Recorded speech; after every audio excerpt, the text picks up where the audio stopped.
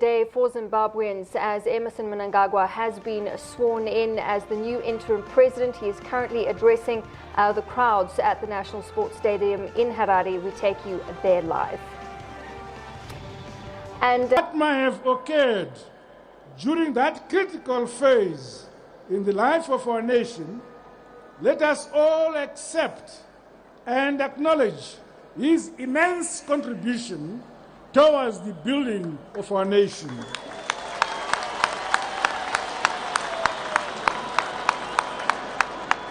To me personally, he remains a father, mentor, comrade in arms, and my leader.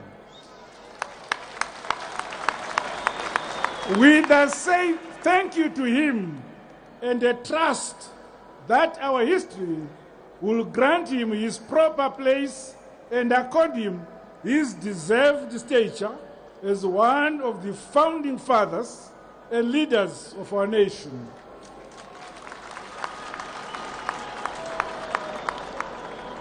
Let me also recognize in a very, very special way the presence in our midst of senior statesmen of our region and the continent, led by His Excellency, former President Kenneth David Kaunda of Zambia,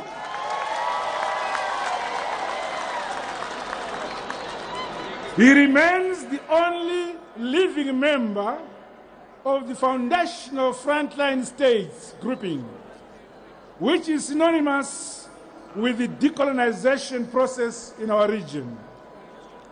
We honor him as indeed we remember all his colleagues now departed. The statesmen who are with us today show a story of success. May I repeat that? Show a story of succession which speaks well of our continent.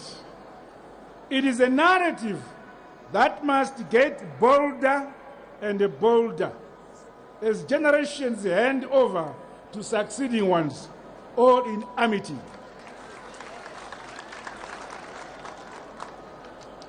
In acknowledging the honor you have bestowed upon me, I recognize that the urgent tasks that beckon will not be accomplished through speeches. I must hit the ground running.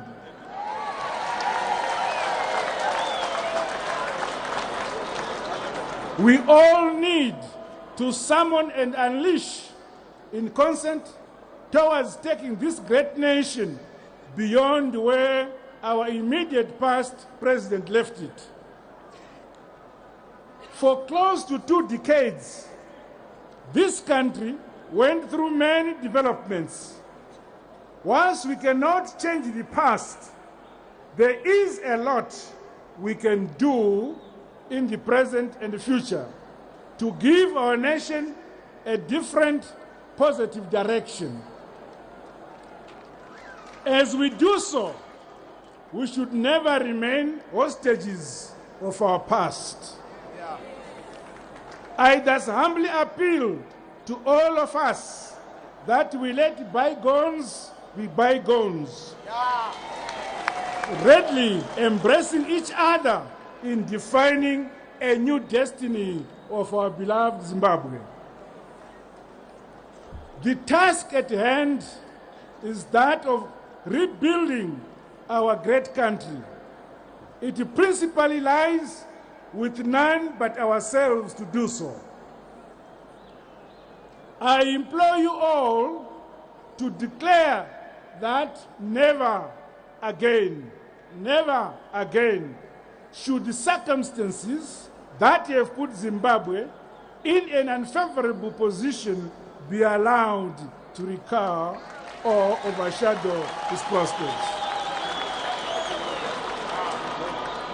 We must work together, you, me, all of us who make up this nation. Ours is a great country endowed with rich resources, and abounding in many opportunities for everyone who considers Zimbabwe as a home. Whilst I am aware that emotions and expectations might be high and mixed, I have no doubt that over time we will appreciate the solid foundation laid by my predecessor against all manner of vicissitudes towards building an educated, enlightened, skilled, and forgiving society. This is a formidable head start we draw from our past, a plinth upon which to build developments in the present and to erect hopes for the future. Fellow countrymen Zimbabweans, as we chart our way forward, we must accept that our challenges as a nation emanate in part from the manner in which we have managed our politics, both nationally and internationally. However, given our historical realities, we wish the rest of the world to understand and appreciate that the policies and programs related to land reform were inevitable. Whilst there is a lot we may need to do by way of outcomes, the principle of repossessing our land cannot be challenged or reversed. The dispossession of our ancestral lands was the fundamental reason for waging the liberation struggle. It would be a betrayal of the brave men and women who sacrificed their lives if we were to reverse the gains we have made in reclaiming our land.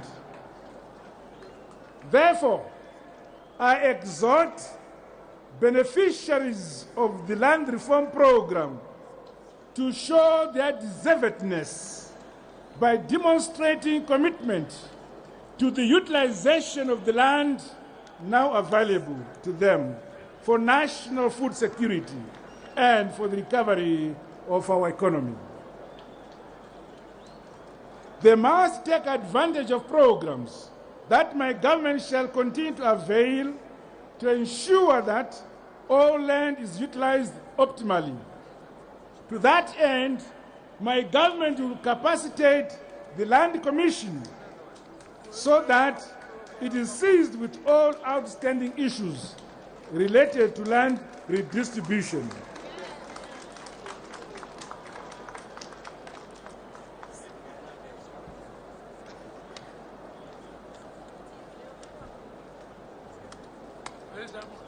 My government is committed to compensating those farmers from whom land was taken in terms of our laws of the land.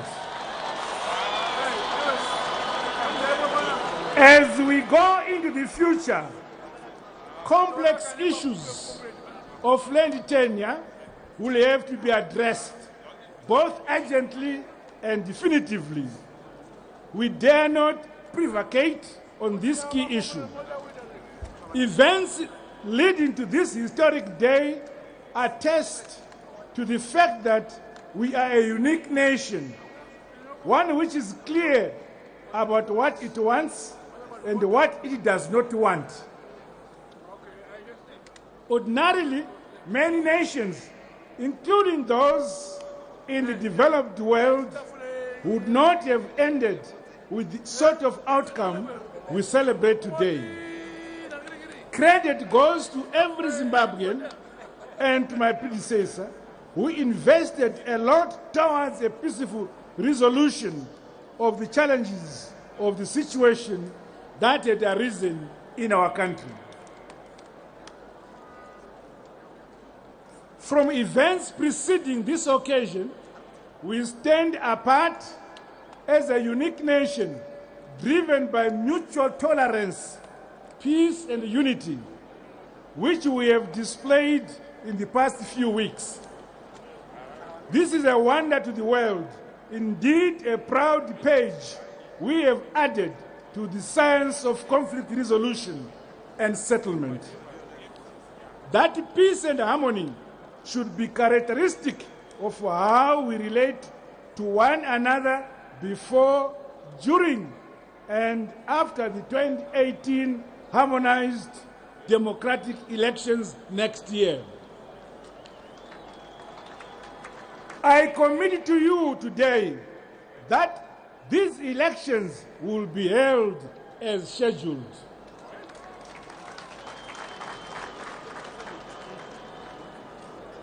Today, however, the Republic of Zimbabwe renews itself. My government will work towards ensuring that the pillars of democracy in our land are strengthened and respected.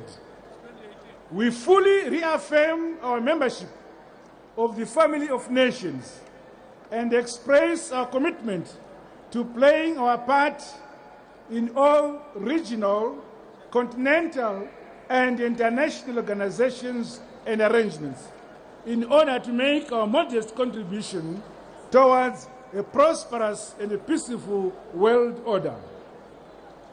We subscribe and affirm the principle where all nations of the world are equal and sovereign partners working towards the maintenance of world peace as collectively cherished under the United Nations Charter. Here at home, we must, however, appreciate the fact that over the years, our domestic politics had become poisoned and rancorous and polarizing. My goal is to persuade and preside over a polity and run an administration that recognizes strength in our diversity as a people, hoping that this position, a well-meant stance, will be reciprocated and radiated to cover all our groups, organizations, and communities. We dare not squander the moment. Whatever we do or choose not to do must be intended to benefit all our people. Above all, we must always remember and realize that we hold and run this country in trust. It belongs to future generations whose possibilities must never be foreclosed or mortgaged as a result of decisions of expediency. The values of unity and peace cherished by all Zimbabweans are the enduring foundations for the desired goal of development. Is the third pillar of the Trinity: unity, peace, and development, espoused by my partisan PF.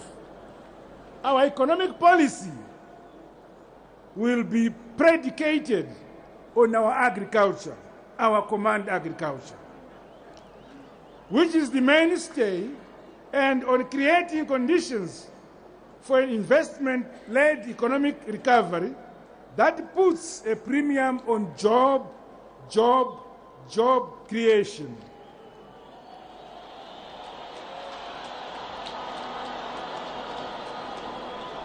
Key choices will have to be made to attract foreign direct investment, to tackle high levels of unemployment while transforming our economy. The many skilled Zimbabweans who have left the country over the years for a variety of reasons must now come into the broad economic calculus designed for our recovery and the takeoff as a nation.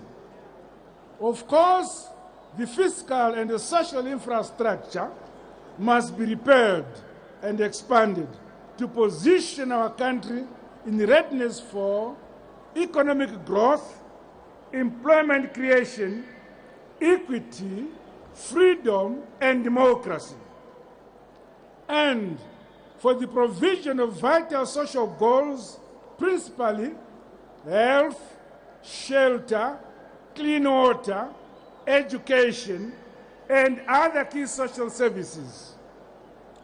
Our quest for economic development must be premised on our timeless goal to establish and sustain a just and equitable society, firmly based on our historical, cultural, and social experience, as well as on our aspirations for better lives for all our people. Our system of economic organization and management will incorporate elements of the market economy in which enterprise is allowed, encouraged, and protected.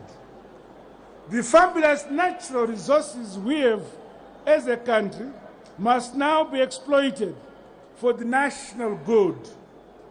We welcome mutually gainful partnerships with international investors whose presence in our midst must be valued and secured.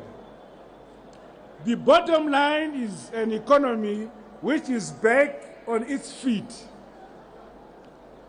Only that way can we recover this economy, create jobs for our youths, and reduce poverty for all our people who must witness real positive changes in our lives. In the immediate, the liquidity challenges which have bedeviled the economy must be tackled head-on, with real solutions being generated as a matter of urgency. People must be able to access their earnings and their savings as and when they need them.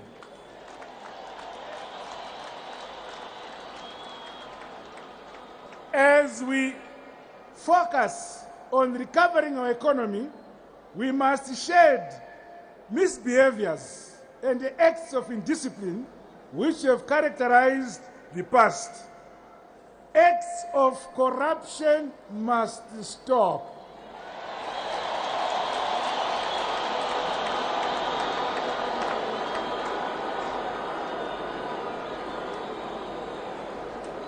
Where these occur, swift justice must be served. We have to aspire to be a clean nation, one sown to high moral standards and deserve rewards. On these ideals, my administration declares full commitment, warning that grief awaits those who depart from the path of virtue and a clean business. To our civil servants, it cannot be business as usual. You now have to roll up your sleeves in readiness to deliver. We have an economy to recover, a people to save. Each and every one of us must now end their hour, their day, their week, and their month at work.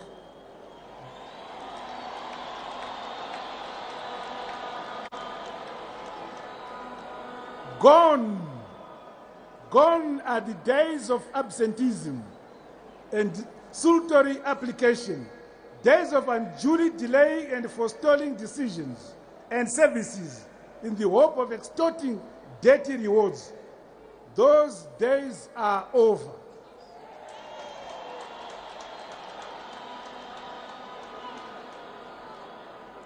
A new culture must now inform and animate our daily conduct. Our offices must speedily answer questions and generate solutions awaited by our customers, be they our citizens or well-meaning outsiders who want to join in our economic recovery.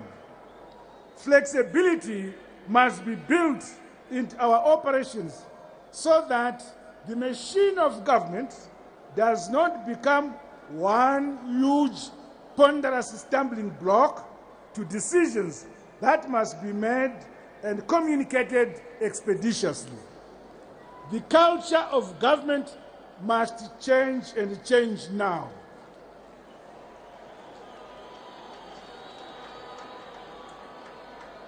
Recognizing the pivotal role that exports play in generating much needed foreign currency, government will ensure relaxation of export procedures, whilst vigorously ensuring the reduction of all costs associated with the conduct of international trade.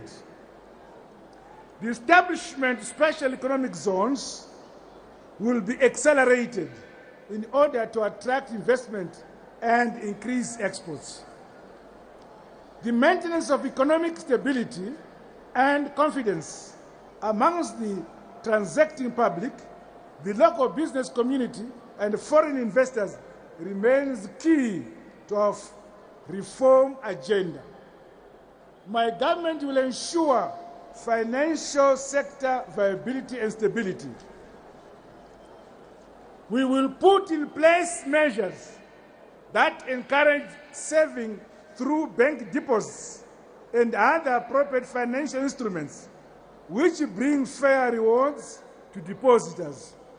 The current banking culture, where costs are levied on depositors, must come to an end.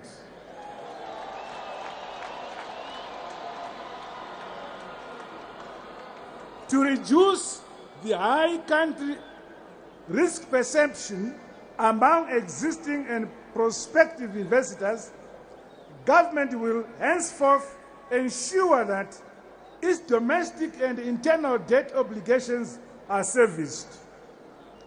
This will apply to the whole of government, including local authorities and state-owned enterprises. In addition, my government will proactively curb externalization of foreign currency and the smuggling of goods. The country's border management and control systems will be strengthened. I intend to approach security issues from a broad human, physical, and social perspective. All citizens must feel secure and enjoy a sense of belonging in their land.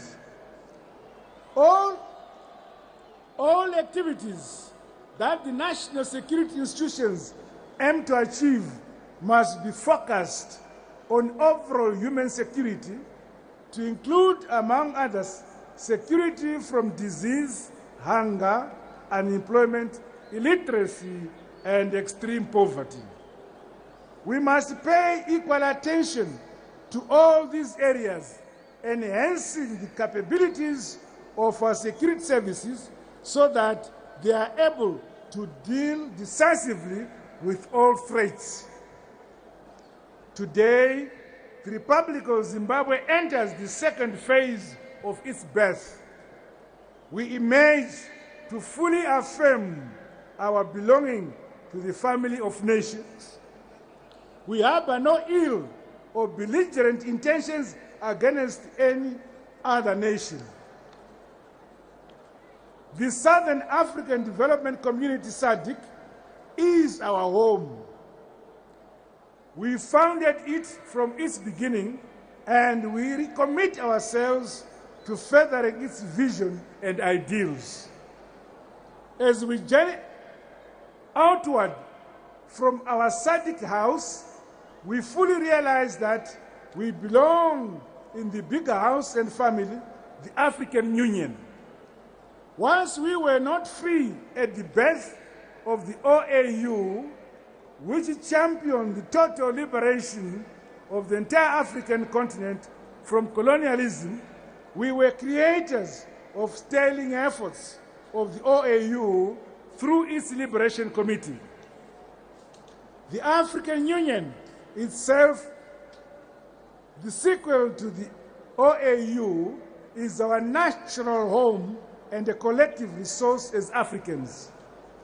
Zimbabwe pledges its untrammeled membership and declares here and now that it will play its role fully to make a success of the AU. An important subset of the AU is the COMESA Economic Group of Nations.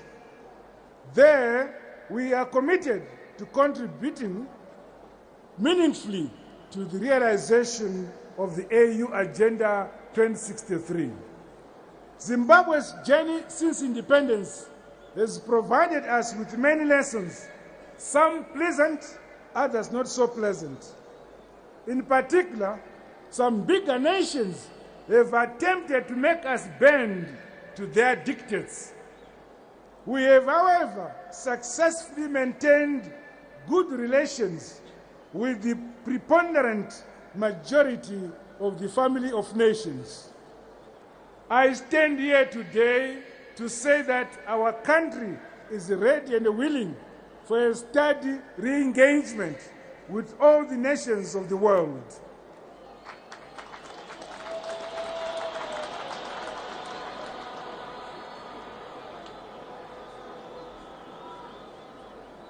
As we build a new democratic Zimbabwe, we ask those who have punished us in the past to reconsider their economic and political sanctions against us.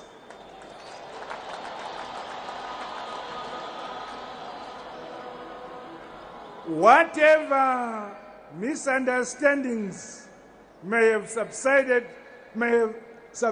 in the past, let this make way for a new beginning. In this global world, no nation is, can, or need be an island. Isolation has never been splendid or viable. Solidarity and partnerships are and will always be the way. We are ready to embrace each and all on the principles of mutual respect and common humanity. We will take definite steps to re-engage those nations who have had issues with us in the past. Equally, we will take measures to ensure that we acknowledge and show commitment towards settling our debts. But of course, our resources remain sparse, especially at this stage when we face a myriad of pressures. But we count on the goodwill of those we owe to give us a chance. We remain committed to honoring the dates and to entering into new relationships. I wish to be clear. All foreign investments will be safe in Zimbabwe.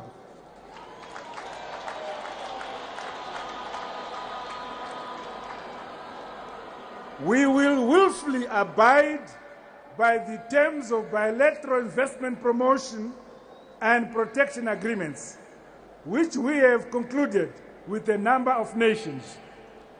I ask you to join us in exploiting our potential to make a difference in the lives of our people. The United Nations is the home of all the nations on this planet.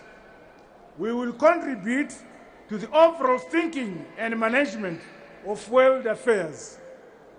Our plain talk arises from our deep convictions and desire to help build world peace. We join the rest of the continent in calling for reforms in the United Nations system so the world body becomes truly representative and thus commands universal respect. Zimbabwe will continue to contribute to international peace and security, urging the granting of full statehood and freedoms to the Palestinian and Sahrawi peoples. Let us together honestly address the sources of instability and terrorism in many parts of the world. all within the framework of the United Nations. Honorable guests and people of Zimbabwe, I wish to thank all of you here and elsewhere who wished us a peaceful transition. For the time that I shall be president of Zimbabwe, I solemnly promise that I shall, to the best of my ability, serve everyone who calls and considers Zimbabwe their home.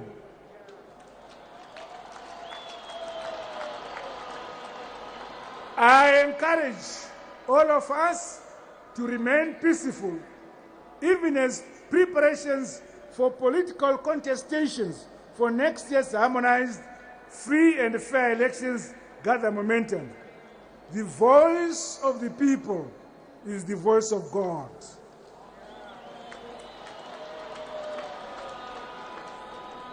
Brothers and sisters, the people of Zimbabwe, the task before us is much bigger than competing for political office. Let us all play our part to build this great country together as Zimbabweans. May God bless Zimbabwe. I thank you.